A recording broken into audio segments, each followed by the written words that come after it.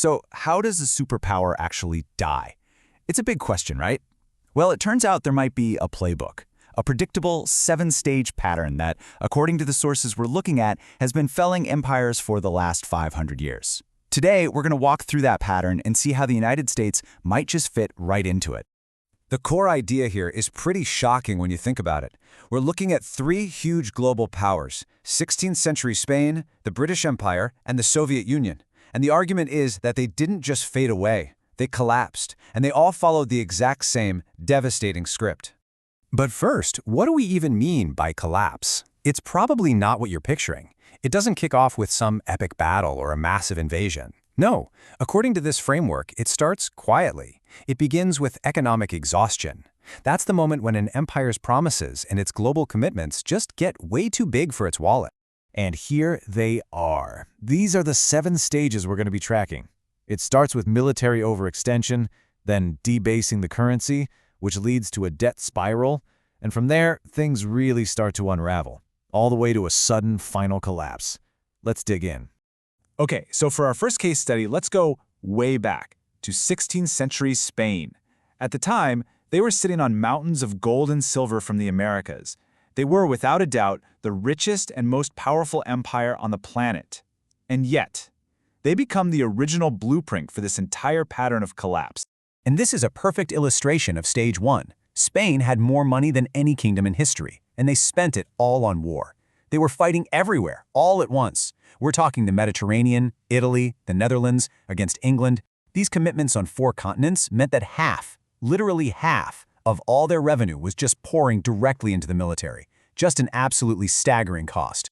So when the taxes just weren't enough to pay the bills, they moved on to stage 2, debasing their currency. What does that mean? Well, they started secretly mixing cheaper copper into their pure silver coins. So a coin that everyone trusted as 100% silver was suddenly mostly junk metal.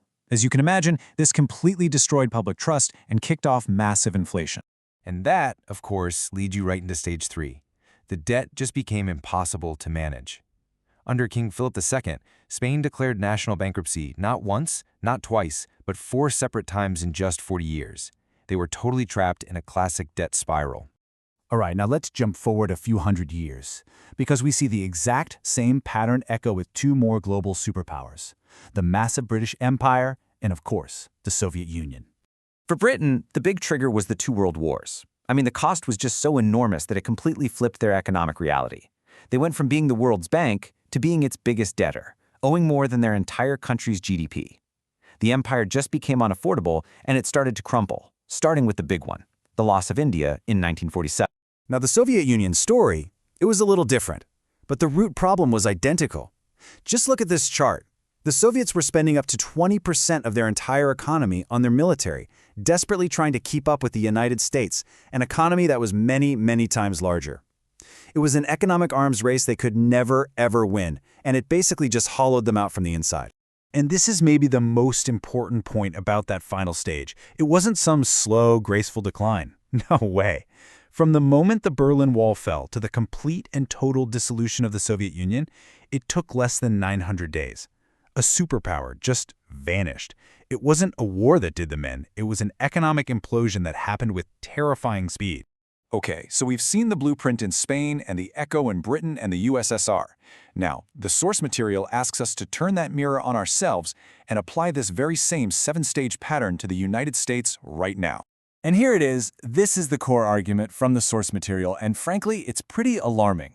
The claim is that the United States has already and unequivocally completed the first 5 of these 7 stages. So let's walk through the evidence they present.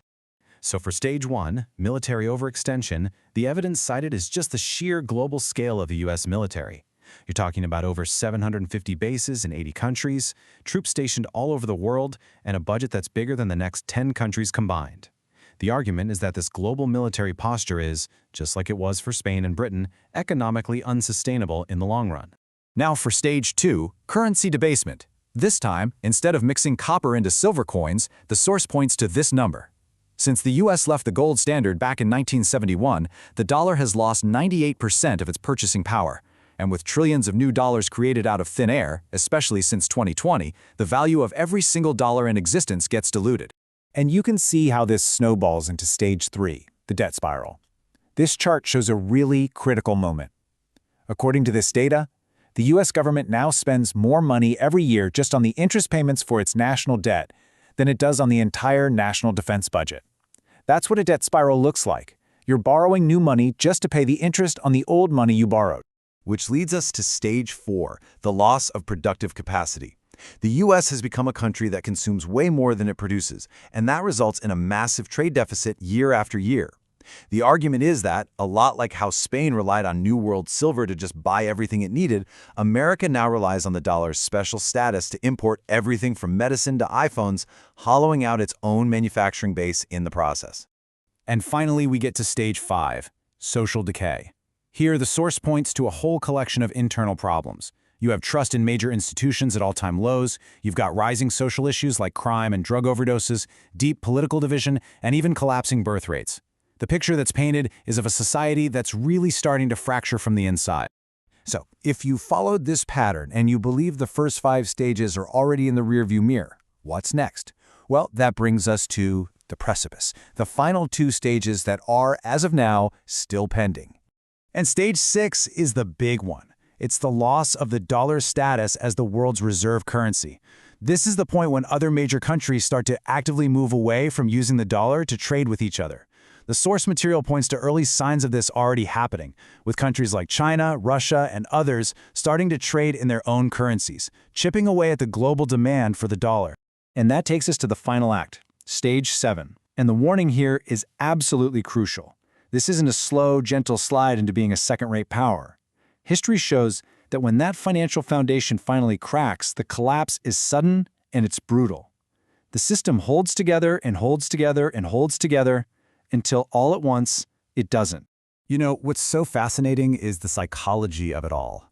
Every single one of these fallen empires, Spain, Britain, the USSR, they all shared this one core belief. They all thought, we're special, we're exceptional. Those old rules of history, they don't apply to us. This time is different. The source argues this is the exact same thing you hear in the US today. And that leaves us with the ultimate question, doesn't it?